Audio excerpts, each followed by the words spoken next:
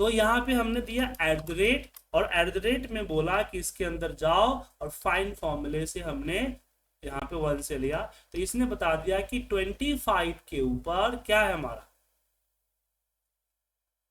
At the rate है। अब मैं ये पता करना चाहता हूं कि 25 के बाद स्पेस कौन सा है, तो फाइंड, हमने अगेन एट द रेट दिया, और इस बार हमने इस टेक्स्ट को सिलेक्ट करके, अब मैं यहाँ पे 1 नहीं दूंगा, 1 दूंगा तो शुरुआत से शुरू करके मैं दूंगा 25 प्लस 1, ठीक है। तो क्या आ गया, 25 प्लस,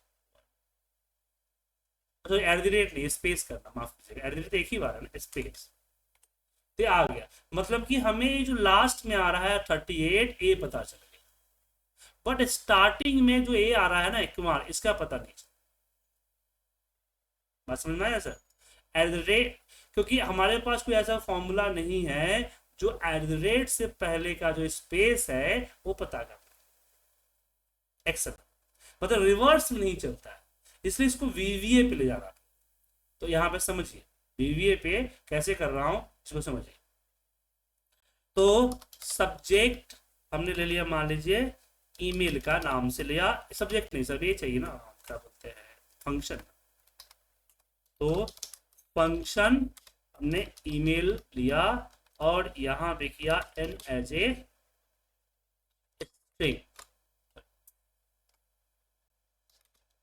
एज ए स्ट्रिंग, और यहां पे हमने कर दिया dim r एज ए, दो चीज चाहिए, start space, start space as a long, फिर dim end space as a long, फिर हमने दो चीजें किया, फिर यहाँ पे dim, यहाँ पे ch करेक्टर जो होगा एज ए लॉन्ग, 3 वेरिएबल हम यहाँ पे लेंगे।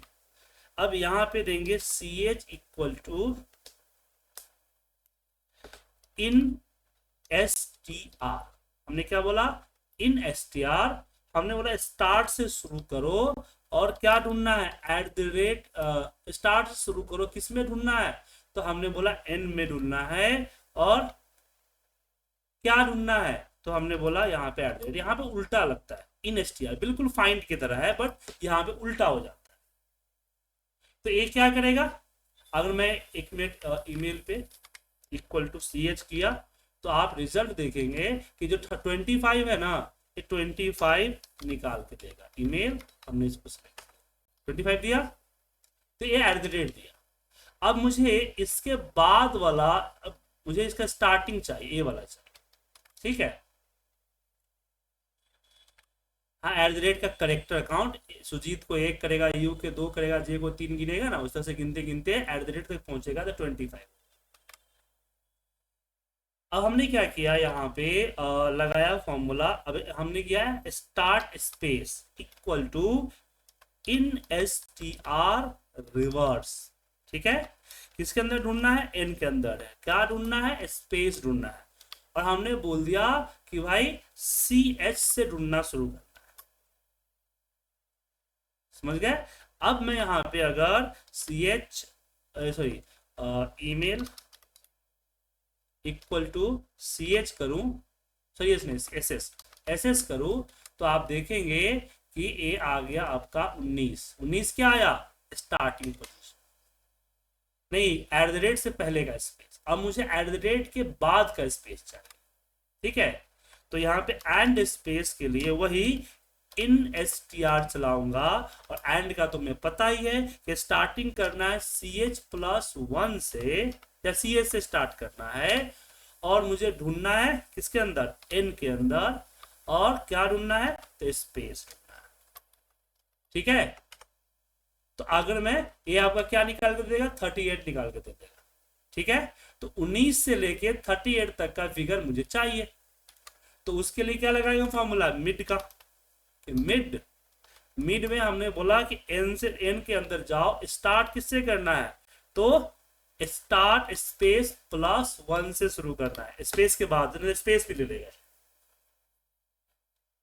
अब एंड ईएस नहीं करना है, एंड ईएस तो 35 हुआ, नंबर ऑफ करेक्टर बोल रहा है ना। नीट बोलता है कि भाई कहां से स्टार्ट करना है और कितना करेक्टर लेना है।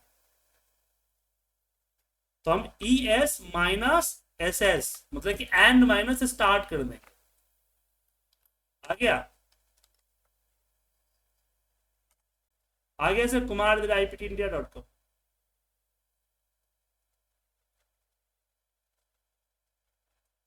सिंपल है। बट प्रॉब्लम कब होगी, जब यहाँ स्पेस नहीं होगा। देखिए स्पेस की जगह पे कुछ ना कुछ तो होगा ना सर, कॉमा, डैश, डॉट। तो आप एक काम और करो कि फंक्शन में यहाँ पे आई एज आइडेंटिफिक I S I C H I कर दीजिए, मतलब आइडेंटिफिकेशन करेक्टर एज ऑल्सो हम कर देते हैं यहाँ पे स्ट्रिंग। ठीक है, और जहां हम स्पेस ढूंढ रहे हैं ना उसके जगह पे हम आई कर। ठीक है, और यहां फॉर्मूला लगाते समय एक और देंगे यहाँ पे इन स्पेस। अब फुल्ली ऑटोमेटेड फॉर्मूला हो गया कि अगर एक कॉमा पे होगा, अगर कॉमा सेपरेटेड होगा फिर भी अलग हो जाएगा, स्पेस डैश किसी तरह की सेपरेशन होगा तो ये ऑटोमेटिक आ जाएगा।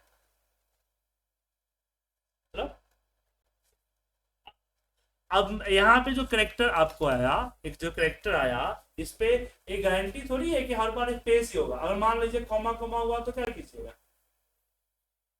तब तो ये नहीं चलेगा फंक्शन।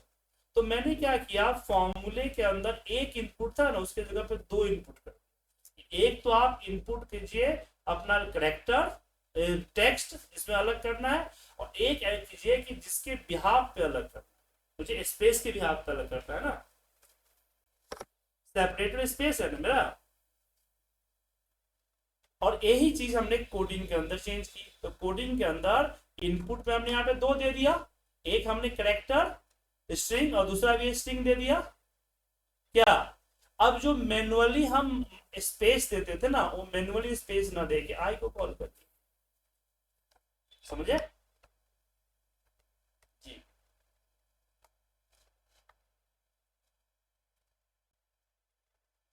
तो जो हम यहाँ डालेंगे सर, यहाँ जो हम डालेंगे स्पेस कॉमा कोई ना कोई होगा ना सर, बिना किए थोड़ी अलग कर सकते। अगर पूरा मान लीजिए कुछ नहीं हुआ एक साथ सब कुछ लिखा हो तो आपका जो स्टैक है वो भी नहीं निकालता है।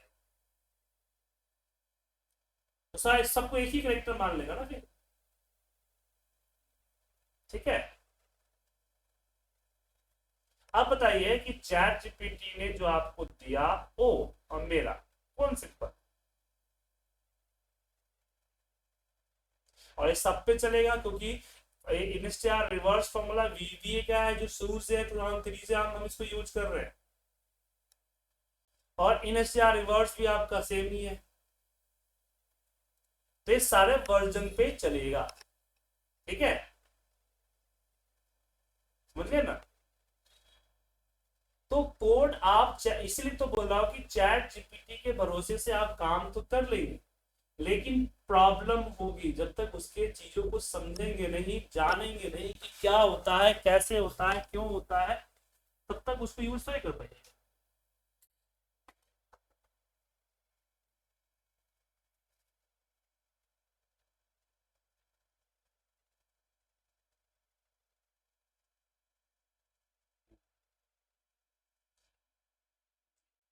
अच्छी बात है, लेकिन मैंने क्या बोला आपको कि जैसे कि मैं ये एक्सप्लेन कर रहा हूँ, कुछ लोग बोलते हैं सर चैट जीपीटी से काम मेरा हो जाता है, लेकिन काम हो जाएगा कुछ हद तक, सारे काम थोड़ी हो जाएगा।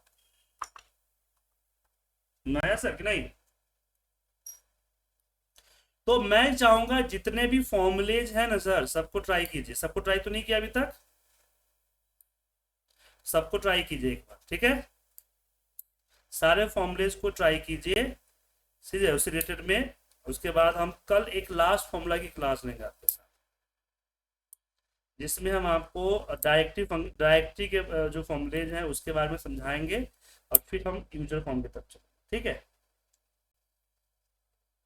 अभी हमारा हम सिलेबस जो है तो हमारा थर्ड पार्ट आ गया, 4 पार्ट है, समझे। तो 4 पार्ट में से हम 2 पार्ट पढ़ गए, तीसरा पार्ट जो हमारा यूजर फॉर्म है वो पढ़ेंगे, देन चौथा पार्ट हमारा आता है कनेक्टिविटी। जो लास्ट पार्ट होता है। ठीक है, एरे पढ़ा नहीं पढ़ाया था आपको मैंने? ठीक, कोई बात नहीं। एरे कोई खास, वीवीए का एरे कुछ खास नहीं है, एक्सेल का एरे खास है, वीवीए का एरे उतना खास नहीं है, फिर भी मैं बता दूँ। ठीक है, ये जो हमने आपको डायरेक्टिव फंक्शन पढ़ाया था, उसमें न्यू कलेक्शन पढ़ाया था, वो एरे ही है। आगे चल के आपका इसमें भी एरे पढ़ने को मिलेगा, क्या बोलते हैं, यूजर फॉर्म में।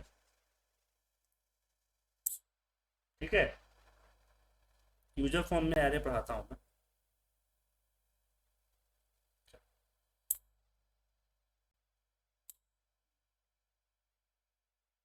कलेक्शन भी बताएंगे सर आपको, यूजर फॉर्म पे सारा आएगा ना सर,